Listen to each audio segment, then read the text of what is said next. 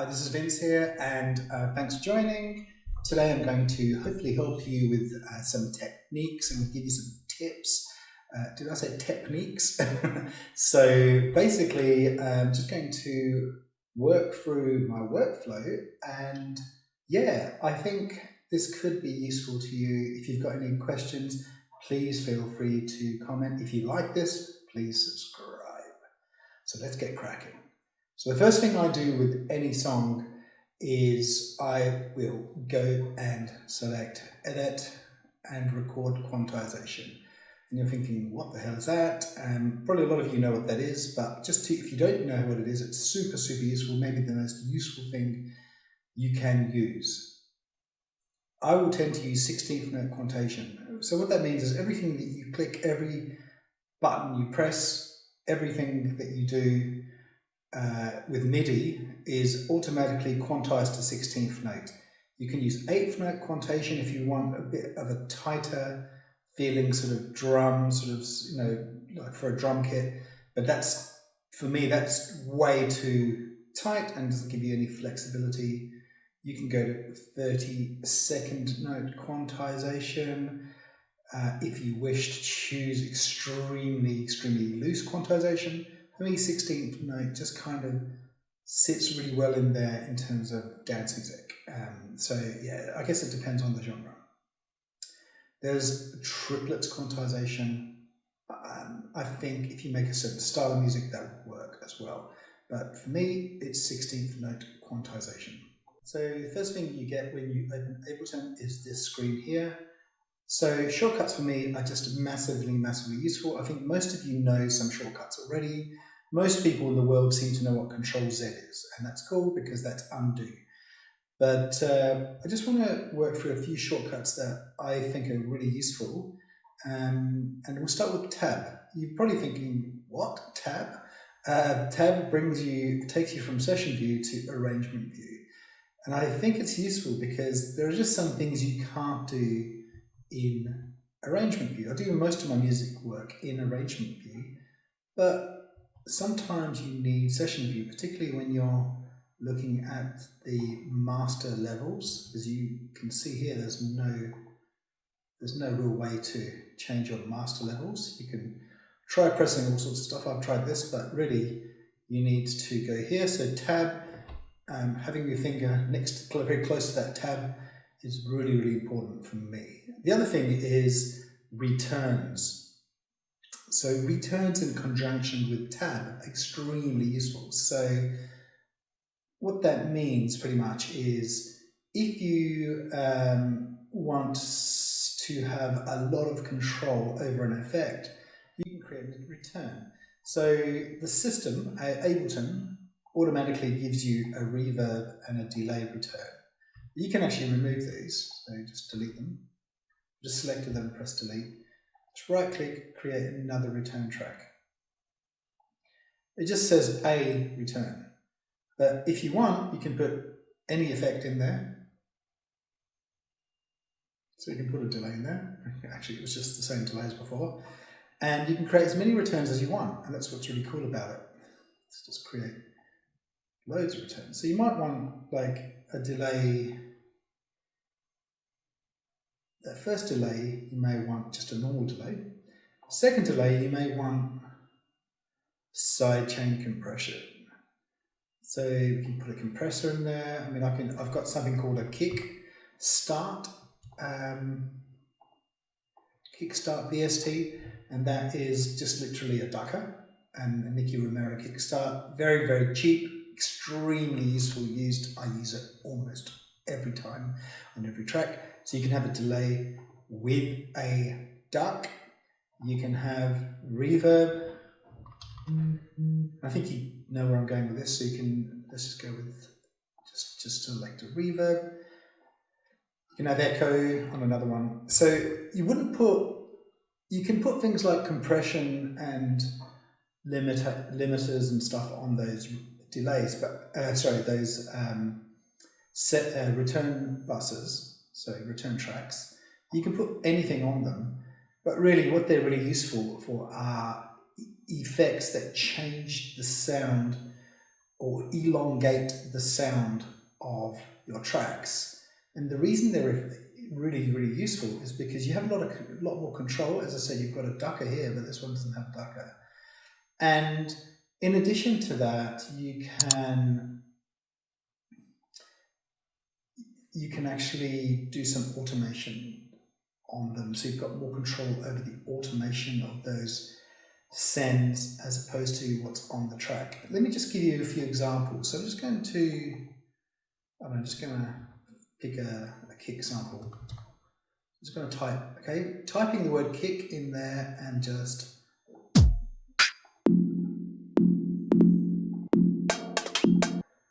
bring this in here. So remember I said shortcuts, Control L. Okay, you don't have to do anything but press Control L and it's automatically selected the sample and it's going to loop it. Just going to put the volume down a bit. It's pretty fast. I don't know why. It's just so sometimes what happens is the actual samples themselves. So if you actually get your mouse and hover on top of the name of the sample, a bit further down, and I know my mouse isn't working that fast, you can actually see the name, and most names of samples do include the key and the BPM. And this one is a BPM of 165. So I'm going to just type 160. I'm going to click warp and type 165 in here. So that's the real key. And now it should slow down.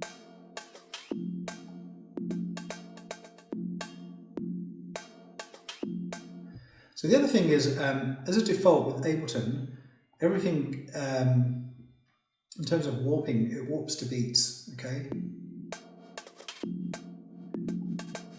But Complex Pro is where it's at for me. I like basically putting everything in Complex Pro.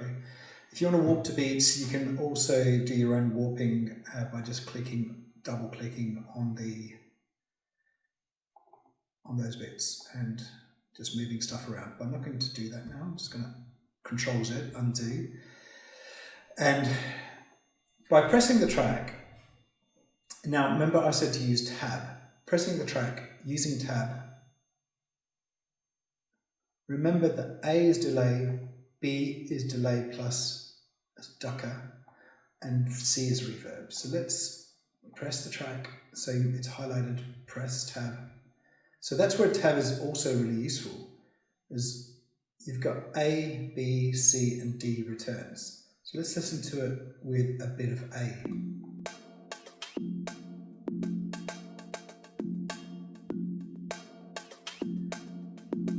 So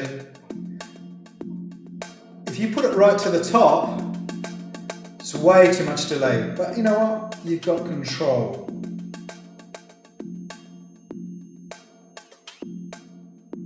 Okay, so that's the first one. Remember the second one was delay plus sidechain or ducker.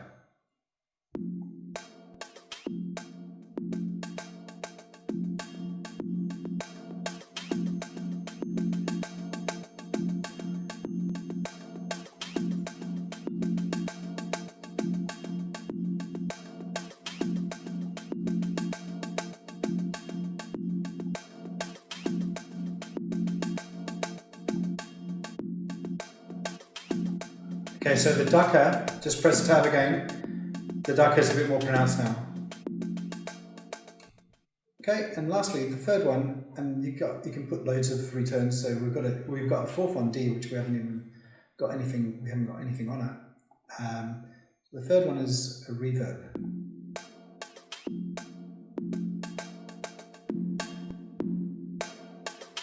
So going at 100%, it's just too much. Just want to get a little bit. A bit of reverb, a bit of delay. Okay, so press tab again. Okay, so the next shortcut is A, which is automation mode. So we'll just press A, but actually we'll just use that so you can see it.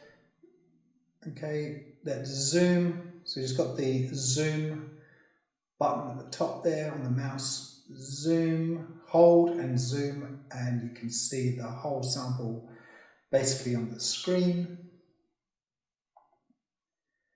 The other thing you'll see, because it's on automation mode, is you'll be able to see within the mixer section the sends. So remember, before we had delay, we had the kickstart delay and the reverb delay. So if we go to the delay, that all it shows you is the level of delay. So what you can do is, once it's there, you can automate the delay. You can start with no delay and you can bring it up and go crazy at the end.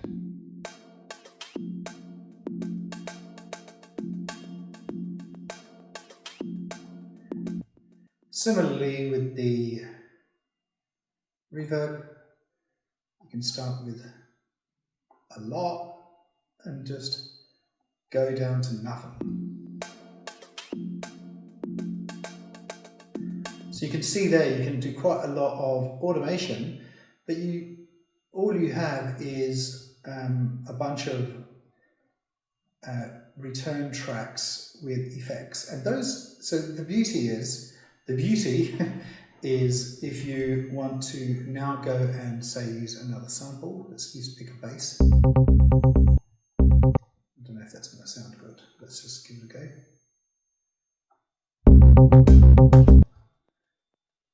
So I'm just going to put the volume down there.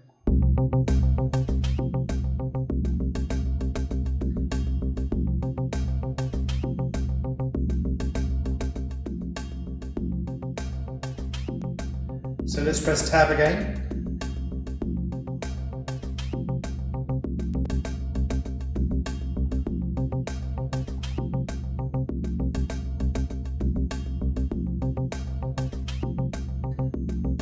So I've got the ducker and the echo, but actually for a bass, you may not want any delay. I wouldn't normally put much delay on a bass. So instead of using the delay and the return, I would go back to this track, just get rid of the return, and then I've copied from here. I just press Control C, and I'm going to press Control V to paste the VST effect called Kickstart.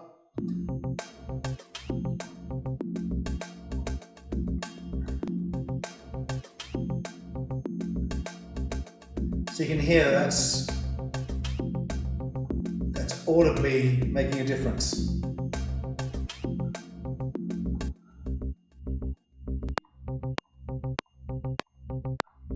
Okay, so very useful to know your shortcuts, because say I didn't know that the tab button was there. Every single time I wanted to check my sends with the track, I'd have to press this button with my mouse, and this button again, and this button. I can't tell you how much time that tab button has saved me. It has been a lifesaver.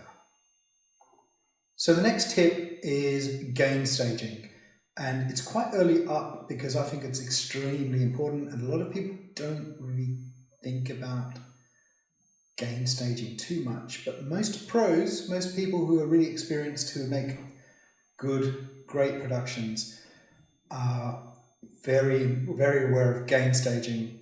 So gain staging can mean a lot of things to a lot of people.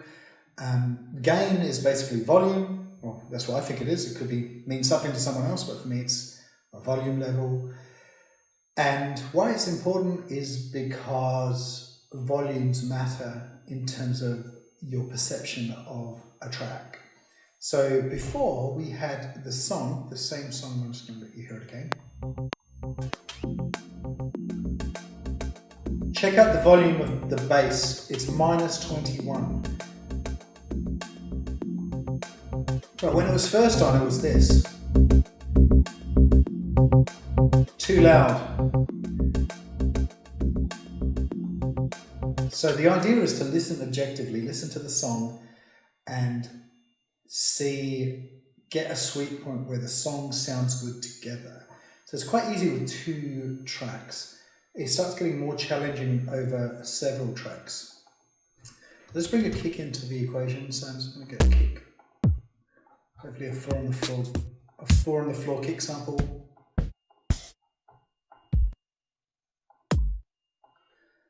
Just use this.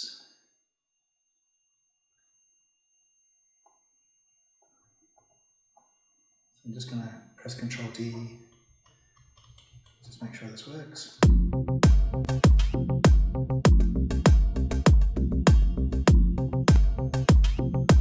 So once again,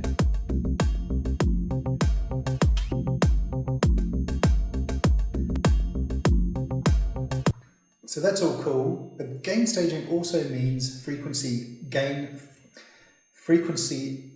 volumes, okay? Your frequency can have a volume, and that's where EQ comes into play. So let's get our EQ going. So we can use the basic standard EQ that comes out of Ableton, but I'm going to use the Fab filter. I know it's more expensive, but if you're going to buy a non-Ableton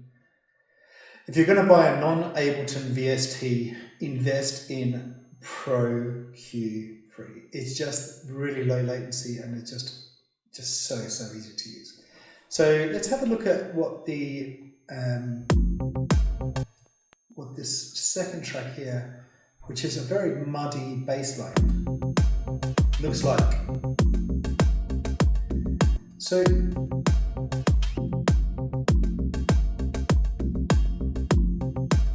as you can see, there's a bit in here and a whole bit in here. The volume is less than 12 dB. There's a bit in here where the volume is less than 12 dB, but when you get up to here, your volume is +6. So it's really high volume. So one thing that you've probably seen a lot of videos of is most tracks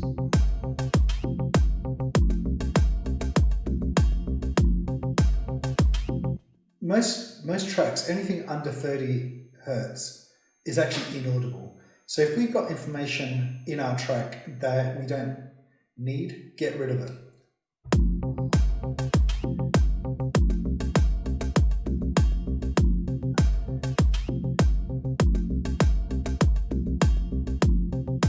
Okay, so there you go. So basically what you're doing is taking away a lot of volume from your bass and just focusing, I'm not saying this is the right thing to do, but you're focusing the energy on the areas of the bass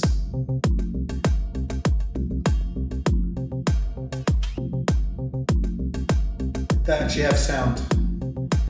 And so the other thing you'd want to do, let's Control copy and Control paste, is now once you've had a good listen to one of the tracks, you want to have the EQ on the other track. We'll just get this back to clean.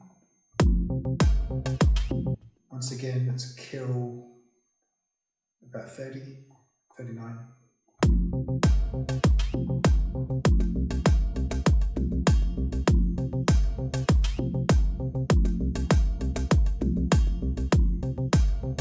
So what I'm doing there is I knew from the bass, so let's leave this one here up and let's open this one here.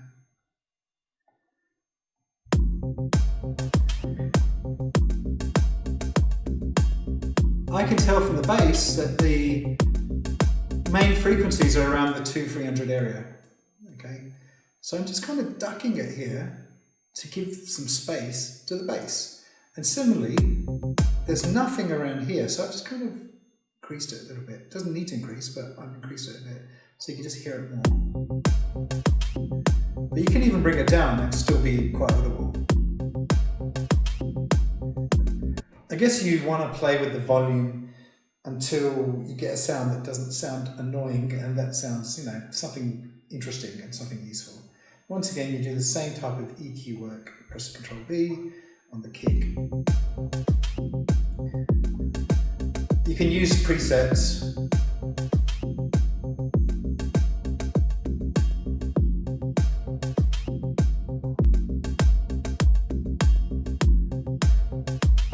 I mean, that sounds pretty cool. So ProQ has got some amazing presets. The preset that I would use with ProQ, and I'm pretty sure the stock Ableton filter's got the same preset, but I'm just going to show you. So I've just pressed Control D on the VST on the plugin, sorry, and so it's just copied it. So the preset that really is useful is this one, cut low side. I can put this on every track. The side information at this frequency is not going to be audible, but you want to take that energy out of the song so it's not distracting. So it's cleaning the song up in some respects, but making it less muddy. So I'm just literally copying and pasting that same EQ to all 3 tracks. Okay, so that is my next productivity tip. Thank you. So my last tip for today, and it's not by all means the whole thing, but it's just quite important for me, is something I call fill in the gaps. So what I mean by that is, if you listen to the song, it's all right, but it's pretty empty. It's just a loop where not a lot's happening. So what I mean is, find a gap or make a gap. So what I'm trying to say is, there's a little gap in here, for example, and what I've done, and I've just done this already, so I'm just going to show you in a sec. Just taking anything, I've just literally taken any sample, and I took this sample.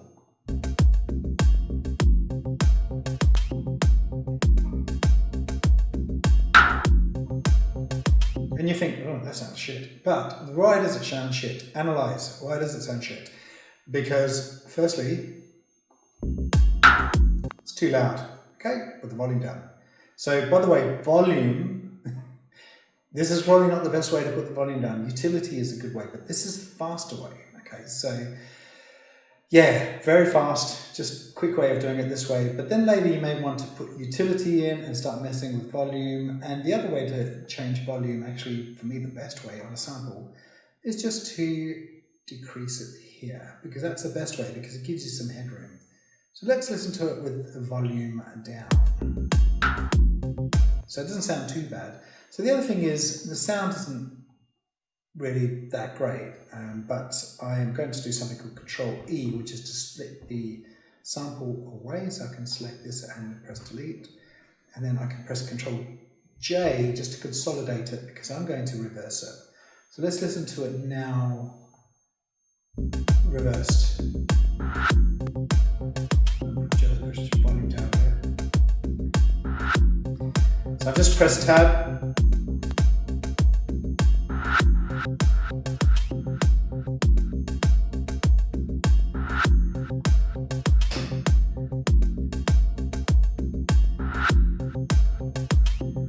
So just a bit of delay and a bit of reverb gives you a bit of, extra sort of, added niceness to the song and fills the gaps. And I would try, this might sound weird, I would try and look at every single gap in this song. Like, there's a little bit of a gap there, there's a gap in here, and just try and fill it with something. I mean, if you fill it too much, and if you fill it with the same thing, it's going to sound stupid. So.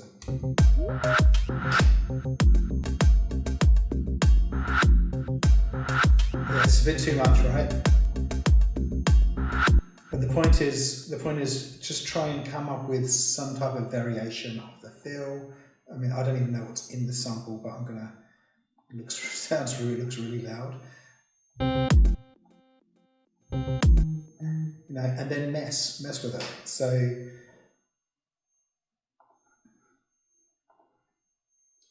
maybe just go down. Maybe lift it up an octave by pressing 12 on the transposer.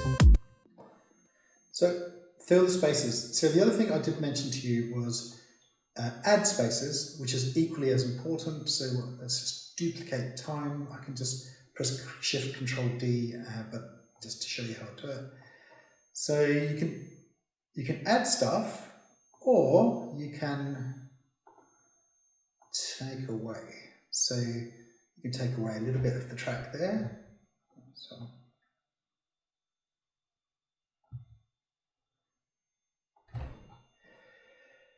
So it's a little bit frustrating. There you go. Let's do that. Let's listen to it. Let's do a bit more.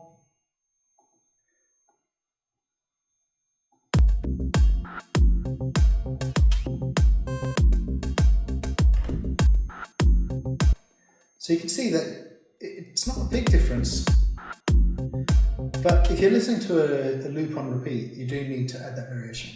So I said that was the last one, but actually there's a bonus one that I'm going to tell you, that if you've watched my previous videos, you've seen me do this before. Either use stock Ableton instruments or use very low latency instruments to create your arrangement. So you're thinking, so what? What's the big deal? It's about creativity and it's about doing things quickly. For me, it's really important to do stuff quickly. So even if the stuff sounds like shit, just use it. Okay, so what I mean is, let's get a bass. Get electric bass. What do we get? Oh, so there you go. So I'm just going to get an operator bass. This is an Ableton instrument. Should be relatively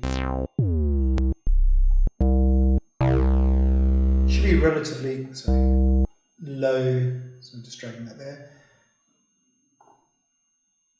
Remove this.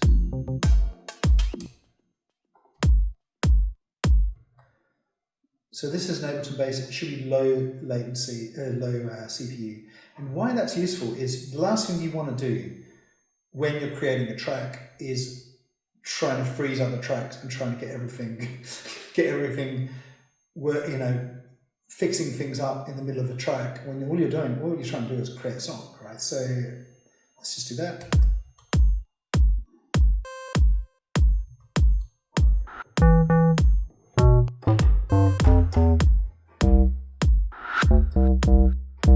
Okay, so that doesn't sound too good.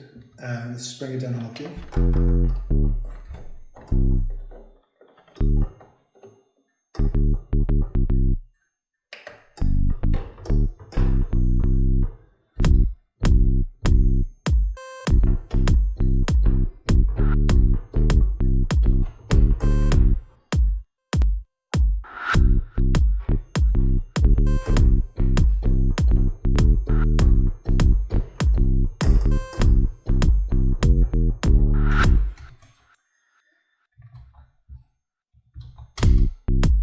So remember before we used the record quantization? Now it's all quantized, even though you could hear that I wasn't playing it in quantized mode. So once you've got the basic stuff down, you can start editing if things aren't right. So there's a bit of a thing in there, something in there.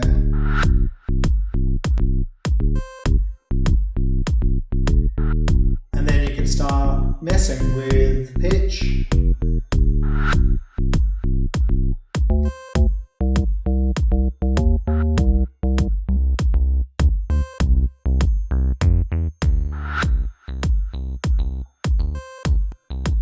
And let's start messing around with the delays and reverbs.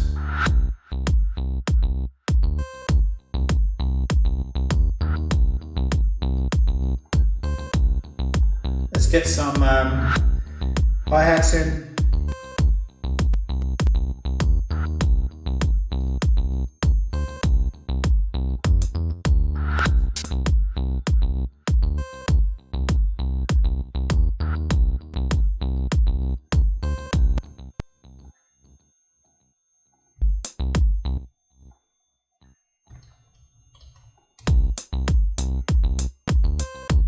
Remember gain staging.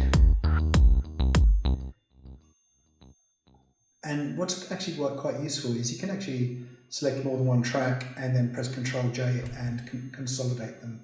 So you've got loops ready to go.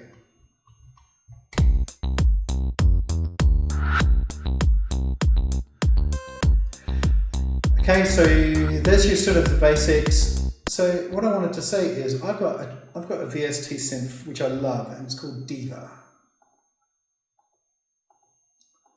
So just say this track's finished. It's not finished, but say it's finished. So I didn't spend any time with Diva at all, okay? Because Diva is a CPU hock. It's an amazing VST, but it kills my CPU.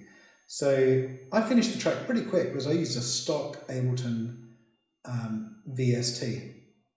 When it's finished, you just bring Diva in, you take a preset, you tweak, and just take this one, any preset will do, tweak the preset.